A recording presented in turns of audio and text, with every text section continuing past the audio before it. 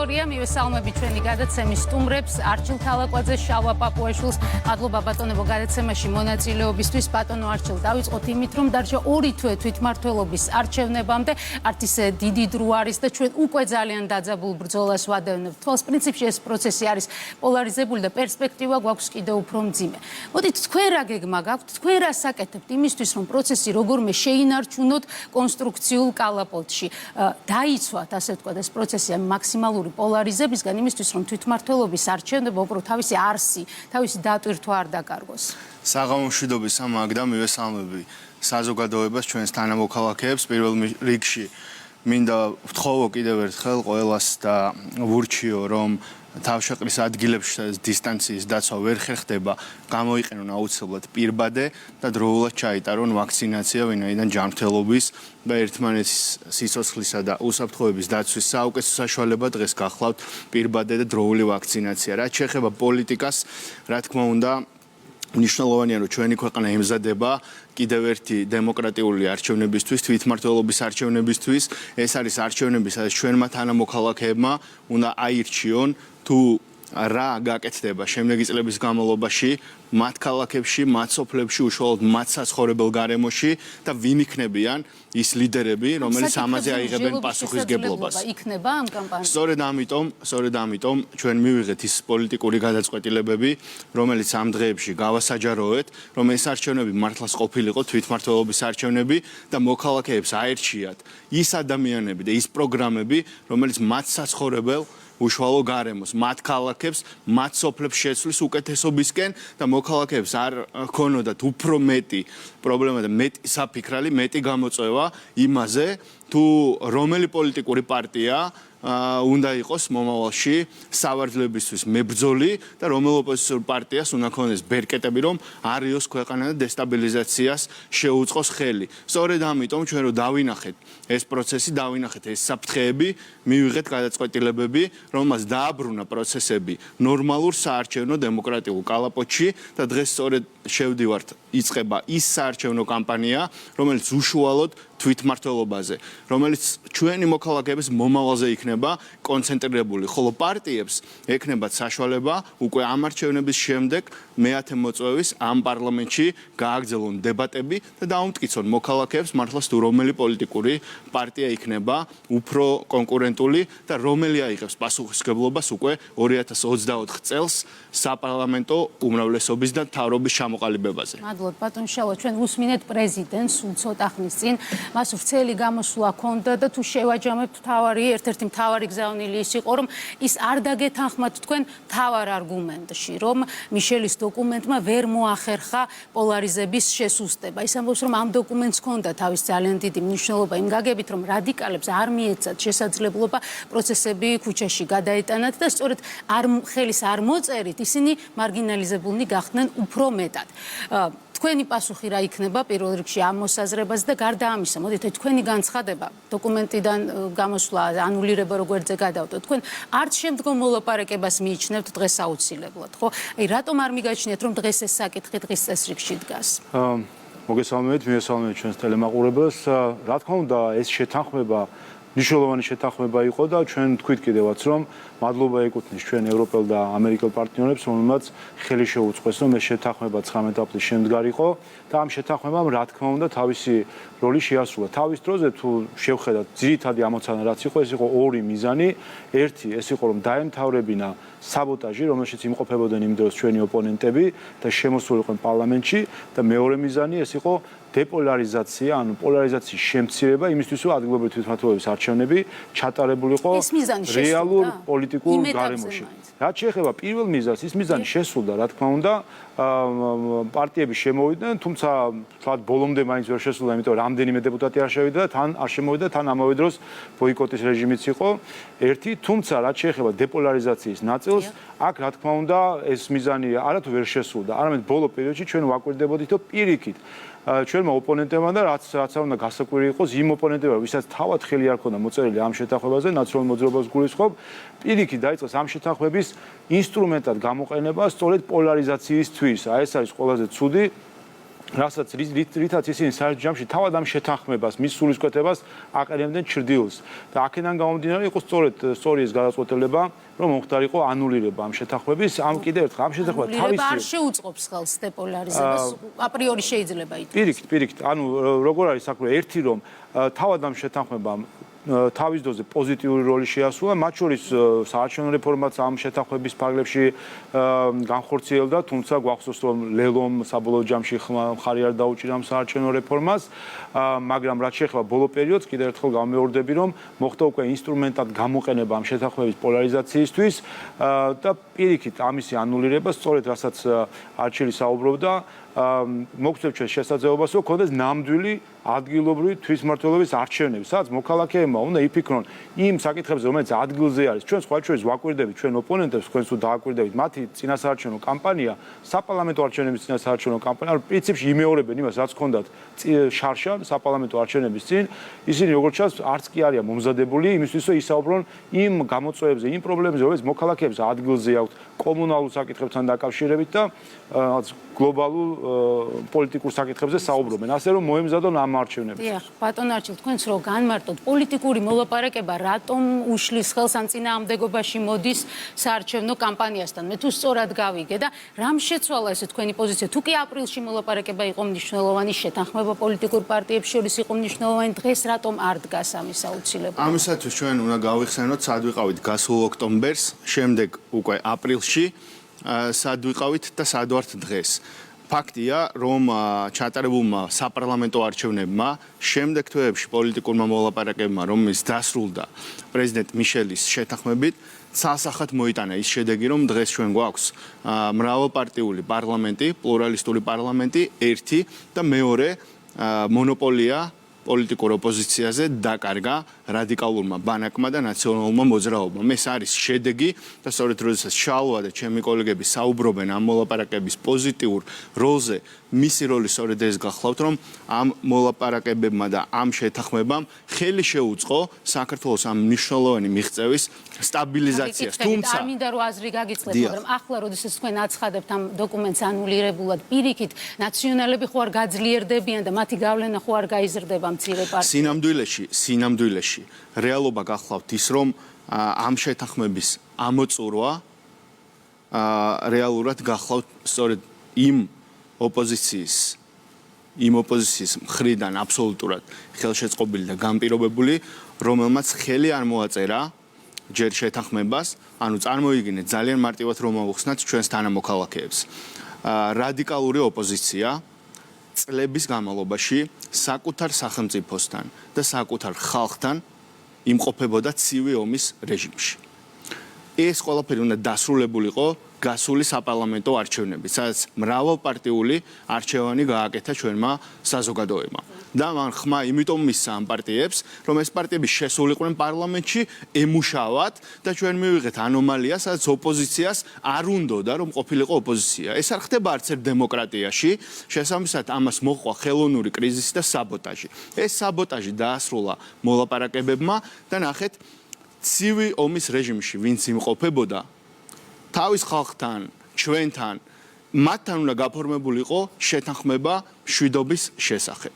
ამ შეთანხმებას ჩვენ მოვაწერეთ ხელი პასუხისგებლობით და ეს პასუხისგებლობა სად ჩანს, მე ჩამოგითვლით კონკრეტულად, მაგრამ მეორე მხარემ, ვიც უშუალოდ ამ ომს აწარმოებდა, ხელი არ მოაწერა ამ შეთანხმებას.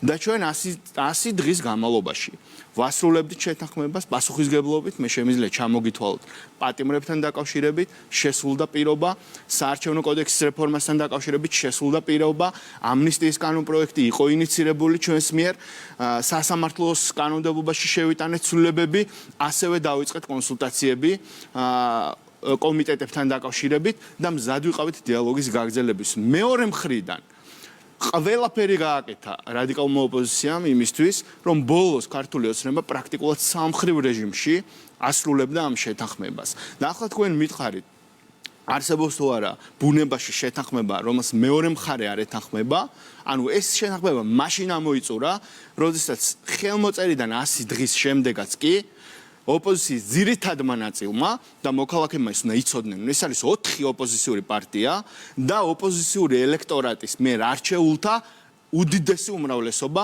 პარლამენტში. ამ ადამიანმა შვიდობის შესახებ შეთანხმებას ხელი არ მოაწერეს, მათ სურდათ რომ მხოლოდ ქართული ოცნების ხარჯზე გაკეთებულიყო ყველაფერი, ჩვენ გავაკეთეთ ყველაფერი, რაც შედიოდა საქართველოს ინტერესებში და მომავალშიც გავაკეთებთ იმას, რაც ჩვენს ქვეყანას ჭირდება, მაგრამ მაგდა როდესაც საუბარია ისეთი ტიპის კომპრომისებზე, ისეთი ტიპის დათმობებზე, რომელიც არის მაგალითად 53%-იან ბარიერზე მიბმა სხვა არჩევნების და არა თვითმმართველობის, ან ჩვენ თვითმმართველობიდან გასვლის კომპრომისი გავაკეთეთ იმის დაშვებით, რომ ოპოზიცია სრულად მოაწერდა ხელს ამ შეთანხმებას. მათ არ მოაწერეს ხელი. მას რატომ უნდა დაუშვათ კომპრომისი და რატომ უნდა გავაკეთოთ ის, რაც კონსტიტუციაში არ წერია და რატომ უნდა წავიდეთ ისეთ კომპრომისებზე, რომელიც მოქალაქეებს ააცილებს თვითმმართველობის არჩევნების ძირითად მიზანს. რა სურთ მოქალაქეებს ამ არჩევნებისთვის? რა სურთ მოქალაქეებს, რომ დავფიქრდეთ? მოგთავაზოთ ასეთი რაკურსი. მოყვებით მსჯელობაში. ანუ აგიხსენით ხომ საკმარისად, ანუ ჩვენი არგუმენტები რატომ ამოიწურა ეს შეთანხმება, აი ეს იყო სწორედ. მიშელის დოკუმენტზე ხელმოწერით თქვენ, აი ეს პატარა პარტიები, ეგრეთ წოდებული, გამოიყვანეთ ნაციონალური მოძრაობის ორბიტიდან, დააბრუნეთ კონსტრუქციულ პოლიტიკურ შანტაჟიდან გამოიყვანეთ. ეს როდესაც თქვენ თვითონ აცხადებთ ანულირებულად, ხომ არ უბიძგებთ რადიკალიზაციისკენ აი იმ პარტიებს, რომლებიც საპარლამენტო მუშაობაში ჩაებნენ? მე მგონი უკვე დავწმუნდით, რომ ნაციონალურ მოძრაობამ და რადიკალურმა ბანაკმა მართლაც დაკარგა მონოპოლია ოპოზიციაში. პოლიტიკური შანტაჟი არის დასრულებული.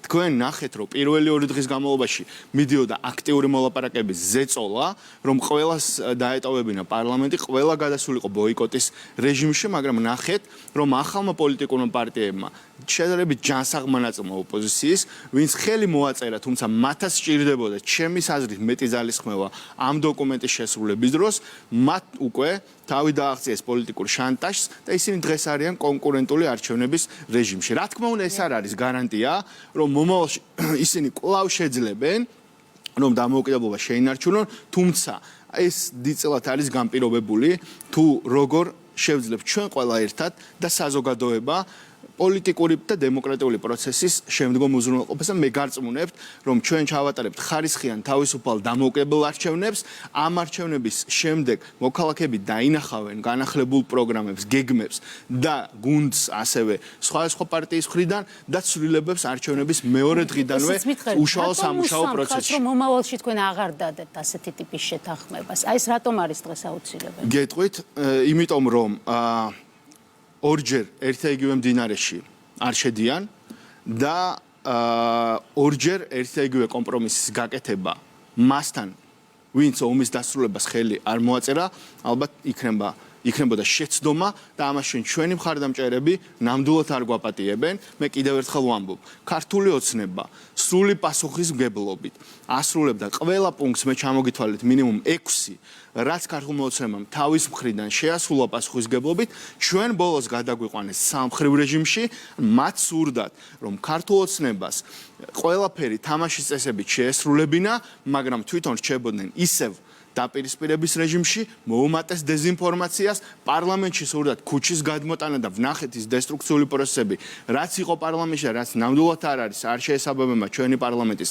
კულტურას და ტრადიციებს, ამიტომ ჩვენ როცა დავინახეთ, რომ მათ სურთ მხოლოდ ქართულმა ოცნებამ შეასრულოს შეთანხმებული წესები და სურთ რომ თვითონ მოიქცენ ისე როგორც პოლიტიკური პირატები იქცევიან, ჩვენ გავედით და ჩვენ გამოვაცხადეთ, რომ შეთანხმებამ თავი ამოწურა. თუმცა კიდევ ერთხელ მინდა უთხრა ჩვენს თანამოქალაქეებს, ყველა რეფორმა, ყველა ვალდებულება, რომელიც სჭირდება ჩვენ სახელმწიფოს, მომავალში იქნება ყურადღებით განხილული. ბატონ შალვა, დღეს თქვენი კოლეგების თავარი წუხილი უკავშირდება საკონსტიტუციო ცვლილებებს. თქვენ ბრძანდებით თავმჯდომარე საკონსტიტუციო კომისიის რისი თქმა შეგიძლიათ ამ მომენტისთვის დადასტურებულად. ის საკითხები, რაზეც აქამდე იყო ლაპარაკი, რა რჩება ძალაში და რა არის უკვე განხილვის თემა? პროექტი როგორც იცით ინიცირებული არის უკვე და უნდა მოხდეს მისი განხილვა, საყოველთაო და სახალხო განხილვა. თავარი რაც იცვლება არის ის, რომ ამ განხილვაში ჩვენ შევდივართ იმ კონსტიტუციური ჩარჩოთი, რომლითაც უნდა შევსრულიყავთ. შევდივართ არა წინასწარ ცნობილი შედეგებით, არამედ შევდივართ ღია შედეგით, სადაც საჭირო არის არგუმენტების გაცვლა და დაფიქრება რომელი რა არჩევანი სჯობს, როგორი რეგულაცია სჯობს ქვეყნისთვის.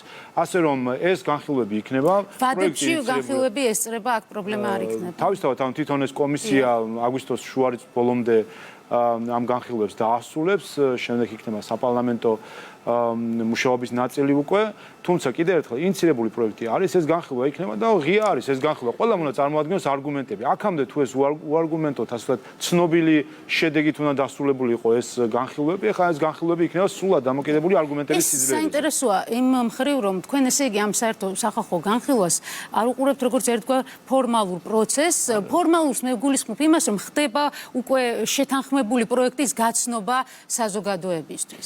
შეიძლება ყველა პუნქტი შეიცვალოს, ასე? კი ბატონო, სწორედ ამას გულისხმობთ, ჩვენ როდესაც ვამბობდით, რომ 19 აპრილის შეთანხმებით გარკვეულწილად მოხდა გასვლა კონსტიტუციური ჩარჩოებისგან, ვინაიდან, რა თქმა უნდა, როდესაც წინასწარ ცნობილი არის, ასე ვთქვათ, საჯარო განხილვის შედეგები, ეს გარკვეულწილად შთილს აყენებს ამ განხილვების რეალობას, ასე ვთქვათ. აქედან გამომდინარე, თავისთავად, კიდევ ერთხელ უბრუნდება ამ კონსტიტუციურ ჩარჩოებს, განხილვებით არგუმენტის სიძლიერე განსაზღვრავს საბოლოო ჯამში რა იქნება გადაწყვეტილება. თქვენი ოპონენტების, კოლეგების არგუმენტების თუ ეს შეიძლება იყოს სამოქალაქო სექტორიდან, მოსახლეობიდან წამოსული. თავისთავად, ეს საკითხები, რაც არის, სულ რამდენიმე საკითხი არის და ყველასთან დაკავშირებით შეიძლება ღია მსჯელობა და საკმაოდ გამჭვირვალედ მოქალაქეებისთვის გასაგებად ახსნა იმის თუ რა გადაწყვეტილება იქნება ბოლოს მიღებული.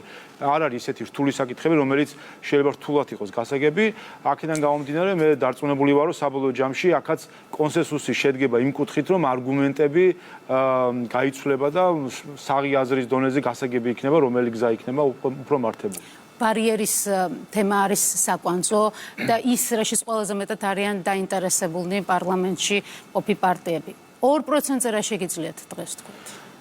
ქართული ოცნება არის ის პარტია, რომელმაც ჩამოწია ბარიერი 1%-მდე, ამ ბარიერით ჩატარდა წინაარჩევნები. აქედან გამომდინარე, ეს აჩვენებს თავად და მათ შორის მაშინ ქართული ოცნებაში ცალმხრივად მიიღოს გადაწყვეტილება და კონსტიტუციური ცვლილებები. აქედან გამომდინარე, ეს აჩვენებს თავად ქართული ოცნების და ჩვენ დამოკიდებულებას ამ საკითხის მიმართ. ჩვენი ინიციატივა იყო თავის დროზე 1%-იანი ბარიერი, ვინაიდან ჩვენი სურვილი არის სწორედ პლურალისტური გარემო, სწორედ იქიდან გამომდინარე, რომ პოლარიზაციას ამცირებს და ეს კიდევ ერთხელ ადასტურებს რატომ იყო ჩვენი სურვილი რომ 19 აპრილის შეთანხმება შემდგარიყო იმ მიზნის გათვალისწინებით, რასაც ქვია დეპოლარიზაცია. აქედან გამომდინარე, ჩვენ დაბალი ბარიერის მიმართ ზოგადად სიმპათია გვაქვს. ეს ძალაში რჩება, ეს დამოკიდებულება. ეს იქნება 2%, 3, 1, 4. სწორედ ამაზე არის მსჯელობა, ამაზე არგუმენტები არსებობს, მათ შორის საერთაშორისო გამოცდილებიდან გამომდინარე. ხო, არის ბევრი რა არის, ცოტა ამას შევხედავთ. ჩვენი გამოცდილებაც გვაქვს უკვე 1%-თან დაკავშირებით. და არის საერთაშორისო გამოცდილებაც სხვა პროცენტებთან. ასე რომ აქ მე დარწმუნებული ვარ, რომ შევთანხმდები. დაბალი ბარიერი ზოგადად სასარგებლოა პოლიტიკური კლასის განვითარებისთვის. ეს კვლავ ძალაში რჩება პარტიების განვითარებისთვის. თავისთავად, იმიტომ რომ ჩვენ კიდევ ერთხელ ჩვენი სურვილი არის, რომ იყოს მრავალფეროვნება და იყოს რამდენიმე ძლიერი პარტია. ამას სჭირდება გარკვეული დრო. ჩვენი იმედი იყო, რომ ამ 1%-იან ბარიერს და ამ პარლამენტს გამოიყენებდნენ ჩვენი ოპონენტები იმისთვის, რომ საკუთარი თავი დაემკვიდრებინათ პოლიტიკაში, გულისხმობ ახალ ან პატარა პარტიებს.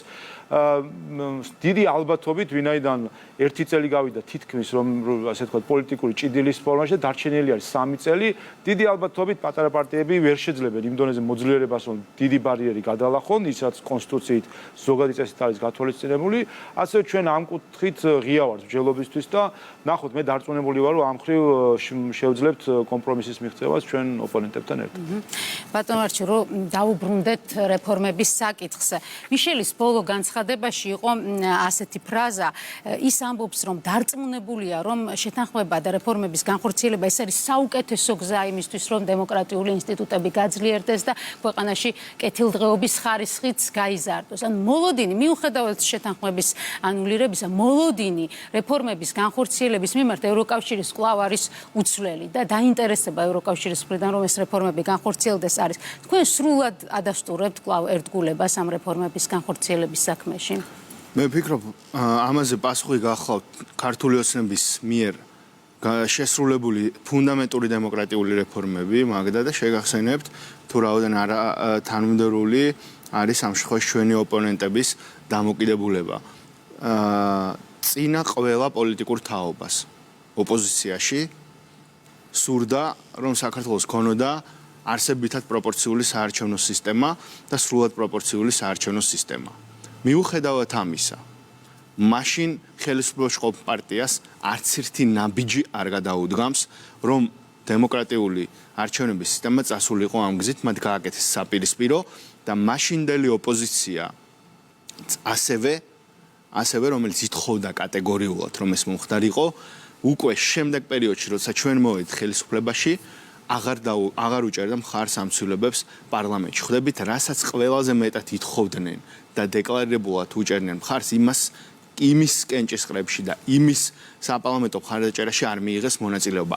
ეს გამოვიდა, რომ მხოლოდ ქართულმა ოცნებამ თავისი პასუხისგებლობით გააკეთა. დღეს ეს ოპოზიცია, ვინც მაშინ დარბაზიდან გავიდა და მხარი არ დაუჭირა ამ ცვლილებებს, დიახ სარგებლობს ამ ცვლილებით. ამის შემდეგ ჩვენ შევცვალეთ საარჩევნო კოდექსი. ამის შემდეგ ჩვენ შევცვალეთ თვითმმართველობის არჩევნების მოდელი, შევცვალეთ პარტიების დაფინანსების მოდელი. ყველაფერი ამით თანაბრად ისარგებლა ოპოზიციამ, მაგრამ ისინი არ შემოსულან დარბაზში და მხარი არ დაუჭერიათ არც ერთი ამ ცვლილებისთვის. შესაბამისად, ჩვენი მოქალაქეები დღეს უყურებენ ოპოზიციურ პოლიტიკურ პარტიებს, რომელთაც არათუ ხელისუფლებაში ყოფნის, არამედ ოპოზიციაში ყოფნის დროსაც კი ელემენტარული პასუხისგებლობის აღება არ შეუძლიათ, მათ შორის იმაზე, რასაც ხელი მოაწერეს. აი ეს არის მიზეზი, რომ ისინი ვერ იმარჯვებენ არჩევნებში და ძალიან სამწუხაროა, რომ რადიკალური ბანაკი ვერც ხედავს არჩევნებში რაიმე შედეგის მიღების პერსპექტივაზე, სწორედ ამიტომ ის ცდილობს დესტაბილიზაციით და საარჩევნო ყუთის გვერდის ავლით მიაღწევს რაიმე შედეგს. მე შეგახსენებთ მაგალითად რა იყო ჩვენი ევროპელი კოლეგების განცხადებები თვეების წინ, როდესაც ჩვენ მოლაპარაკებებში ვიმყოფებოდით. მათ პირდაპირ თქვეს, რომ ოპოზიციის ეს დიდი ნაწილი ძირს უთხრის დემოკრატიას და დემოკრატიულ არჩევნებს. ამაზე მეტი ბრალდება, ამაზე მეტი ნეგატიური შეფასება რა უნდა იყოს, რაც შეეხება რეფორმებს, რა თქმა უნდა არავინ უნდა იფიქროს, რომ ეს რეფორმები ჩვენ მხოლოდ ახლა გაგვახსენდა, როდესაც მიშელის დოკუმენტს მოვაწერეთ ხელი.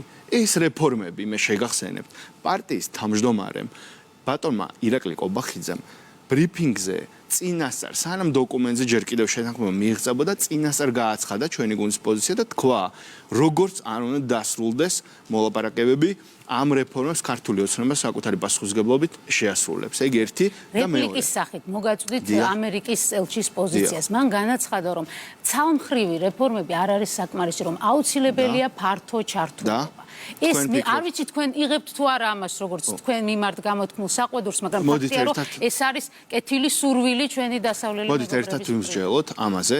რა თქმა უნდა, ჩვენი ამერიკელი და ევროპელი პარტნიორების ყველა განცხადებას ვეკიდებით, ყურადღებით და პასუხისგებლობით. რაც შეეხება ამ განცხადებას, აქ სიმართლე რომ გავიგოთ რეალურად, თუ ვის ეხება ეს განცხადება, ჩვენ უნდა შევხედოთ რეალობას და რეალობა გახლავთ ის, რომ ამ პირობების შესრულებას ქართული ოცნება ახდენდა მთელი პასუხისგებლობით, მთელი 100 დღის განმავლობაში და მეორე მხრიდან არ იყო არც ერთ კენჭისყრაში მხარდაჭერა და მეტიც 4 პარტიამ, 8 ოპოზიციური პარტიიდან 4 საერთოდ არ მოაწერა ხელი მიშელის შეთანხმებას. შესაბამისად, როდესაც ამერიკის ელჩი საქართველოში ამბობს, რომ საქართველოს ჭირდება ორმხრივი რეფორმები და მრავალპარტიული მხარდაჭერით მიღებული რეფორმები, აქ პირდაპირ შეგვიძლია ჩვენ დავხედოთ და ვნახოთ, ვინ უჭერს ხარს და ვინ არ უჭერს ხარს და ვინც არ უჭერს ხარს. ხელის გულზე დევს ეს ხალხი, შესაბამისად, ჩვენ მაგას ყურადღებით ვეკიდებით, რა თქმა უნდა, მაგ განცხადებას, მაგრამ ეს განცხადება ეკუთვნის მას და მისი მისამართი არის ჩემის აზრით, ვინც არ ასრულებს ამ პირობას, არ ერთვება პროცესში, არ იღებს თავის პასუხისგებლობას და არ უნდა რომ იყოს ოპოზიცია. ხალხმა აირჩია ოპოზიცია და ოპოზიციას არ უნდა რომ იყოს ოპოზიცია. ხვდებით რას ნიშნავს ეს? ეს არის დემოკრატიაში უბრალოდ ანომალია. ბატონ შავა, რას ფიქრობთ მოსაზრებაზე, რომ კონსტრუქციული ოპოზიცია იჩაგრება იმის გამო, რომ თქვენ გაქვთ პრეტენზიები ნაციონალურ მოძრაობასთან, რომ თქვენ არ ღვევთ ეგრეთ წოდებულ პატარა პარტიებთან დადებულ შეთანხმებას, იმიტომ რომ ნაციონალები არიან დესტრუქციული ოპოზიციური პარტია? მე მგონი ერთ საკითხს უნდა მივაქციოთ ყურადღება, რომ მთავარი შეთანხმება ამ ქვეყანაში რაც არის დადებული, ეს არის საქართველოს კონსტიტუცია. და მთავარი შეთანხმება რაც არის პარტიებს შორის თანამშრომლობასთან დაკავშირებით დადებული, ეს არის პარლამენტის რეგლამენტი. ამიტომ ამ ჩარჩოებს შევხედოთ. იქ უფრო მეტი რამე არის ვიდრე 19 აპრილის შეთანხმებაში. იქ უფრო მეტი პასუხისმგებლობაც არის, მეტი ვალდებულებაც არის პარტიების, ჩვენიც ოპოზიციის. აი ამ პასუხისმგებლობას ყველა თუ ჩაურმავდება სინამდვილეში, სწორედაც რომ ეს უფრო მეტი შანსს აძლევს ჩვენ ოპონენტებს, მათ შორის ეწოდებულ პატარა პარტიებს, რომ ამ თანამშრომლობაში უფრო მეც სფეროში, ვიდრე ის სფეროები, რომელიც 19 აპრილის შეთანხმებაშია, ხო, ჩამოთვლილი. მილიონი საკითხი არის განათლების და მეცნიერების კომიტეტში, დღეს გქონდა ჩვენ საუბარი მაგალითად ზოგადი განათლების საკითხებზე, პარტია გირჩ იცით რომ აქვს თავისი წარმოდგენები და იდეები და ამის საკითხებზე ქონდა იდეების გაცვლა.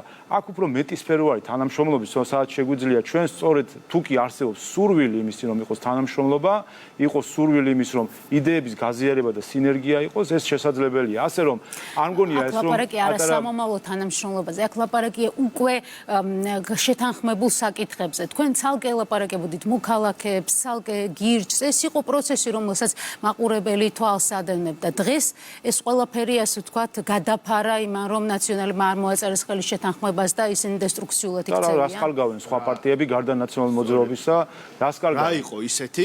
რა იყო ისეთი, რაც დემოკრატიულ პროცესს ჭირდებოდა და არ შესრულდა ჩვენი მხრიდან. რა იყო ისეთი? გითხრამ პირდაპირ. პატიმრებთან დაკავშირებით არ შესრულდა ვალდებულება, შესრულდა. ამნისტია იყო ინიცირებული ჩვენს მიერ, იყო და მათ მხარე არ დაუჭირეს. საარჩევნო კოდექსში შევიდა ცვლილებები. მოსამართლეებზე კანონმდებლობას რეფორმა, რომელიც აღებული იყო ვალდებულებით, ანუ ვენესის კომისიის მიხედვით ცვლილებები შესული იყო, პროცესი დაპაუზდა 2 თვის განმავლობაში, კონკურსი გაიხსნა და მივიდა ბოლომდე ის როგორც იყო გათვალისწინებული შეთანხმებით გაკეთდა ეს. რაც შეეხება საკონსტიტუციო ის ინიცირებულია, საკონსტიტუციო ინიცირებულია, ამიტომ დემოკრატიული ცვლილებები, რომელიც რეალურ ოპოზიციას და მოდით ესე ვთქვათ, მომავალზე ორიენტირებულ ჯანსაღ ოპოზიციას ჭირდებოდა, გაკეთდა, მაგდა ერთადერთი რისი გაუქმებას ჩვენ გავაკეთეთ და რამაც თავი ამოწურა, ეს გახლავთ 53%-ზე მიბმა სხვა არჩევნების. კიდევ ერთხელ აქ სასოწარკვეთილი თვითდამშვიდობები იყო და კომენტარები ოპოზიციის მხრიდან, რომ აი 53-ის შეეშინდათ და ამიტომ გაიწვეს უკან ეს ხელშეკრულებაო. ძალიან კარგად იციან თვითონაც, რომ არათუ 53-ს, ამით წინა არჩევნების შედეგს 27-ს, 28-საც გაიმეორებს ქართული ოცნება და 50-ზეც ექნება, რა თქმა უნდა, ამბიცია თავის მხარდამჭერებთან ერთად. ეს ძალიან კარგად იციან. ერთადერთი, რაც მათ სურდათ, რომ არა პოლიტიკური მშვიდობისთვის, არა რამის გადასამოწმებლად, მაგათ რომ რამის გადამოწმება სდომებოდათ, ხო შევიდოდნენ საგამოძიებო კომისიაში, ხო გადათვლიდნენ უბნებს, ხო გახსნიდნენ იმ ყუთებს და თავის კითხვაზე და ბრალდებაზე პასუხებს იქ ნახავდნენ, მაგრამ კარგით, თქვა ჩავწერეთ ეს შეთანხმებაში, მაგრამ ამის შემდეგ რჩებოდნენ ისევ დაპირისპირების რეჟიმში, გაზარდეს დეзинფორმაციის ხარისხი, გაზარდეს არეულობის და დესტაბილიზაციის ხარისხი პარლამენტის შიგნითაც კი, ქუჩაზე არაფერს ვამბობ და რეალურად ისინი არა დაპირისპირების შემცირებისკენ, არამედ მიშელის შეთანხმებით ზუსტად საპირისპიროდ მოძრაობდნენ. სწორედ ამიტომ 43% დაავადაკარგულია. 43%. ჩვენ აღარ დაუბრუნდებით, მაგდა. სხვა პროცენტებზე ვშევ. ჩვენ აღარ დაუბრუნდებით. აი რა ის კვლევაზე მინდა. განა 43-ს არ გადალახავს ქართული ოცნება. ჩვენ აღარ დაუბრუნდებით იმ მოცემულობას, როდესაც თვითმმართველობის არჩევნების რაღაც ნებისმიერ პროცენტზე იყო მიბმული რიგგარეშე არჩევნები. არჩევნები ჩატარდება 2024 წელს, როგორც ეს კონსტიტუციაში ამოცემული, დანარჩენ რეფორმებზე ქართული ოცნება მზად არის საუბრისთვის იმ შემთხვევაში, თუ ოპოზიცია დაბრუნდება ნორმალურ პოლიტიკაში, მათთან ერთად. თუ არ დაბრუნდება ნორმალურ პოლიტიკაში, მე გარწმუნებთ, რომ თვითმმართველობის არჩევნებიდან ზუსტად ერთ თვეში დასრულდება მათი დესტაბილიზაციის მცდელობები და ქვეყანა უკვე შემდეგი 3 წლით გადავა შვიდ საქმიან რეჟიმში. ბატონ შალვა, მე ვიცი თქვენი დამოკიდებულება, აი რა ის მისი კონტრაქტორი ორგანიზაციების მიმართ, ეს ის მაყურებელმაც, მაგრამ აი ეს პროცენტები 26 ოცნება, 14 ნაციონალები, 9 გახარიას პარტია. ტენდენცია მაინც რო შევაფასოთ. როგორ ფიქრობთ, ახლოს არის რეალობასთან? ჩვენ რაიმე დამოკიდებულება კი არა გვაქვს ამ კვლევების მიმართ, ჩვენ გვაქვს გამოცდილება. ანუ გამოცდილება ყველაზე კარგი ინდიკატორია ამ შემთხვევაში ჩვენის და ჩვენი მოსახლეობისთვისაც, ხომ? როდესაც გამოცდილება არის, რომ ეს კვლევები წლიდან წლამდე, არჩევნებიდან არჩევნებამდე აბსოლუტურად აცდენილია საბოლოო შედეგს, მე მგონი საბოლოო ჯამში რამდენადაც მე ჩვენი ოპოზიციის შეფასებებიც ნახებ, თქვათ ისინიც არ არიან. მე მგონი უკვე თავად დარწმუნებული რომ ეს ესეთი გამონაკლისია რომ არავინ არ არის. რო რეალობას ასახავს. ოპოზიციის პროცენტით მცირდება აქ ესეთი. ხო, საერთო ჯამში აქედან გამომდინარე ჩვენი გამოცდილება გვაჩვენებს რომ ეს კვლევები და საბოლოო შედეგები უბრალოდ ერთმანეთისგან აცდენელია. აქედან გამომდინარე სჯობს რომ საერთოდ არ განვიხილოთ ხოლმე ეს შედეგები იმისთვის რომ რაიმე მცდარი დასკვნები არ გამოვიტანოთ. ჩვენ გვაქვს ერთი შეგვიძლია სუფთა საღი აზრის დონეზეც კი ვიმსჯელოთ სადვიმყოფებით დღეს. ჩვენ ოქტომბრის არჩევნებში მივიღეთ 48%, ჩვენმა ოპონენტებმა შესაბამისად ის ხმები რაც მიიღეს, იმის შემდეგ რა მოხდა? ის თუ კი გადავალეთ სიტუაციას თვალს. საბოლოო ჯამში ქართული ოცნება ხომ არის უფრო ძლიერ პოზიციებზე, ვინაიდან ოპოზიცია არ შემოდიოდა პარლამენტში და შემოვიდნენ, ვინაიდან მათ ყველა პოლიტიკური პროექტი რაც კი დაანონსეს ჩვენმა ოპონენტებმა, შეგახსენებთ, ეს იყო მთავრობისთვის უნდობლობის გამოცხადება, ვერც კი დაიწყეს, მეორე იყო ჩtildeოვანი მთავრობის ჩამოყალიბება, ვერც კი შეასრულეს, მესამე იყო ის რომ ბოლოს საგამოძიებო კომისიის ჩამოყალიბება და ბოლოს თავადაც მოხსნეს ეს საკითხი, აი არც კი შევწყვათ საერთო ჯამში რომ ისეთი თემა რაც 5 ივლისის საკითხი იყო, ამხელა დონეზე აწეს, ამხელა პროტესტები ქონდათ იმ სხდომათა დარბაზში, საგამოძიებო კომისიის შექმნაც კი ვერ შეძლეს საბოლოო ჯამში. აი ასეთი ხელმოცარული როცა არის ოპოზიცია და ვერც ერთი პოლიტიკური პროექტი ვერ განახორციელა. უბრალოდ საღი აზრის დონეზეც კი შეგვიძლია ვიმსჯელოთ რომ მათი მხარდაჭერა არის შემცირებული და ჩვენი მხარდაჭერა იქნება გაზრდილი. ბატონებო, ჩვენ სულ 2 წუთი დაგვჭა საეთერო დრო, პირდაპირ ეთერში უნდა ჩაგვერთოს ცესკოს ახალი თავმჯდომარე. ადამიანი, რომლის პროფესიონალიზმზე, მიუკერძოებლობაზე ძალიან ბევრი რამ იქნება დამოკიდებული ოქტომბრის პირველ რიცხვებში.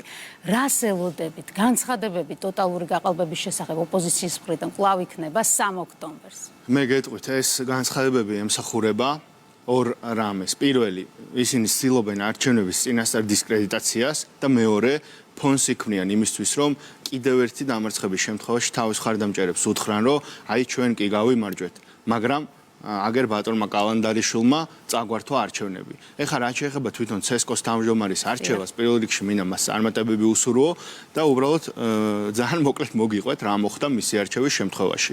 ანუ კანდიდატურა იყო ღია კონკურსით შერჩეული და ოპოზიციამაც კი თქვა საჯაროდ, რომ დიახ ეს არის პროფესიონალი, დიახ მას აქვს გამოცდილება, ის არის კარგი კანდიდატურა, მაგრამ რას ელოდით თქვენ, ანუ ამ ყველაფრის შემდეგ, მაგრამ ელოდით მხარდაჭერას, მაგრამ ჩვენ მხარს არ დაუჭერთ მაინცო.